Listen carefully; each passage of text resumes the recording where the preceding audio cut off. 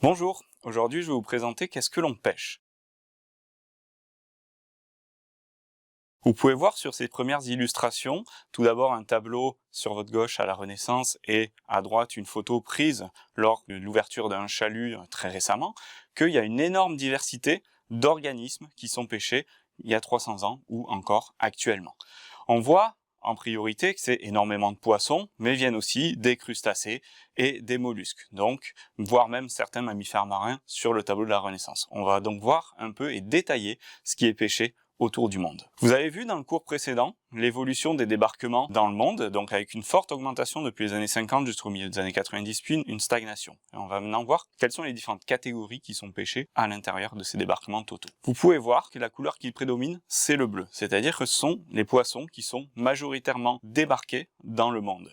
Viennent ensuite en rose les mollusques et en marron les crustacés. Si vous faites attention à ça, on voit qu'il y a une très grande diversité de couleurs bleues, c'est-à-dire qu'il y a différents types de poissons qui sont débarqués. Les principaux, ce sont les poissons pélagiques, puis viennent ensuite les poissons démersaux. On va voir tout de suite ce que c'est. Vous voyez ici le schéma de la colonne d'eau. Regardez les espèces pélagiques. Ce sont des espèces qui ont des bonnes capacités de nage, qui sont capables de se déplacer dans toute la colonne d'eau, mais qui vont principalement rester au niveau des 200 premiers mètres, donc proche de la surface, dans ce que l'on appelle la zone photique. C'est la zone où il y a encore de la lumière qui arrive et où les poissons peuvent utiliser leur vision pour se déplacer, pour chasser ou pour échapper à leurs prédateurs. Vous avez ici une importante diversité de poissons pélagiques que je vous ai représenté avec seulement 5 espèces. Donc on voit que de façon générale, ces espèces, elles ont un corps plutôt fusiforme, c'est-à-dire allongé, qui est bien adapté à la nage, qui est adapté aussi à une nage rapide, à des accélérations, que ce soit pour chasser ou échapper à des prédateurs. Ce sont toutes ces espèces de poissons pélagiques qui sont capables, en général, de grandes migrations, et comme vous pouvez le voir sur l'image,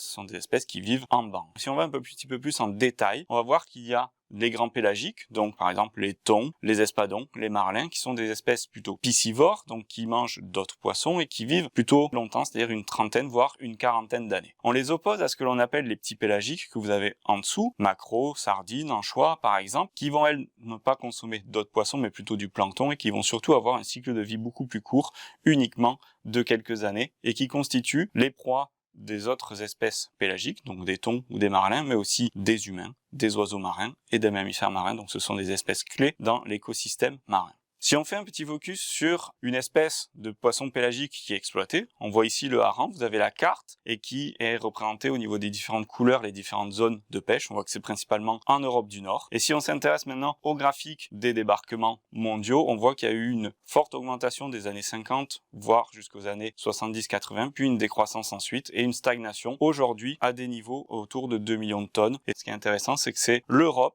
qui constitue la majorité des débarquements, et notamment les pays scandinaves, Norvège, Finlande, Suède et Danemark, qui constituent au moins la moitié des débarquements, en tout cas en 2018, pour cette espèce. Maintenant, on va s'intéresser au compartiment bentho-démersal. Avec en premier les espèces démersales, ce sont des espèces qui peuvent nager assez facilement dans la colonne d'eau, mais qui, contrairement aux espèces pélagiques, ne vont pas vivre de façon globale proche de la surface, mais plutôt proche du fond, tout simplement parce que c'est au niveau de cet endroit-là que ces espèces trouvent leur nourriture, se reproduisent, ou les deux. Comme exemple, on peut retrouver le bar européen, la dorade, la morue ou encore le colin d'Alaska. Ce sont des poissons qui, contrairement aux poissons pélagiques, ont une croissance plus lente, ont un cycle de vie en général plus long. Une morue dans la nature peut vivre jusqu'à 20 ou 25 ans. Et ce sont des espèces, quand on voit leur forme et la forme de leur nageoire, elles sont moins adaptées à la nage soutenue que les poissons pélagiques. Donc ces espèces vont faire moins de migrations et vont être capables d'atteindre des vitesses bien moins rapides que les poissons pélagiques. On va s'intéresser comme exemple au colin d'Alaska. Si on regarde le nord-est et le nord-ouest du Pacifique, cette espèce elle est exploitée principalement aux États-Unis, au Canada, en Russie, au Japon ou en Corée. Contrairement à ce qu'on a vu tout à l'heure sur l'exemple du hareng, cette pêcherie a été quasiment absente dans les années 50. Elle a rapidement augmenté jusqu'à la fin des années 80 pour décroître et se stabiliser aujourd'hui autour de 3 à 4 millions de tonnes. Ce qui en fait la deuxième espèce la plus débarquée mondialement, après l'anchois du Pérou, mais c'est l'espèce la plus consommée par les humains, tout simplement parce que l'anchois du Pérou est une espèce principalement destinée à faire de la farine animale, donc à nourrir les animaux d'élevage. Au niveau de l'exploitation du colin d'Alaska, on peut voir que c'est principalement la Russie et les États-Unis qui se partagent la majorité des débarquements mondiaux. Enfin, venons-en au compartiment benthique. Ce sont des animaux ou des végétaux qui vont vivre soit fixés au sol, on peut penser notamment aux certains mollusques bivalves, ou qui vont se déplacer en rasant le sol. On peut penser aux homards, aux langoustines, ou pour les poissons, au sol et aux turbots par exemple. Vous avez quelques exemples qui sont illustrés là, la sole, le rouget, le flétan. Ce qui est très intéressant, c'est que c'est des animaux qui ont une flottabilité négative, donc ça leur demande aucun effort de rester sur le fond, et surtout si on compare en général leur face ventrale et dorsale, on a une très forte variabilité de la pigmentation, et au niveau de la face dorsale, on a une pigmentation qui leur sert généralement de camouflage. Comme les espèces démersales, ce sont des espèces plutôt à croissance lente et avec un cycle de vie long.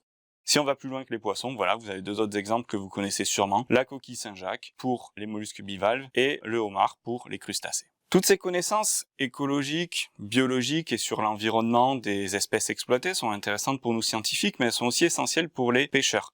Tout simplement parce qu'un pêcheur, pour avoir une activité de pêche efficace, en général, il connaît très bien la ressource halieutique, il connaît les migrations des individus, il connaît les lieux de reproduction, ou en tout cas les lieux où vont se concentrer les poissons, et il va connaître en fait les différentes périodes où ce poisson est accessible pour lui. Premier exemple, le comportement grégaire des poissons et surtout leur comportement d'agrégation sous des objets flottants.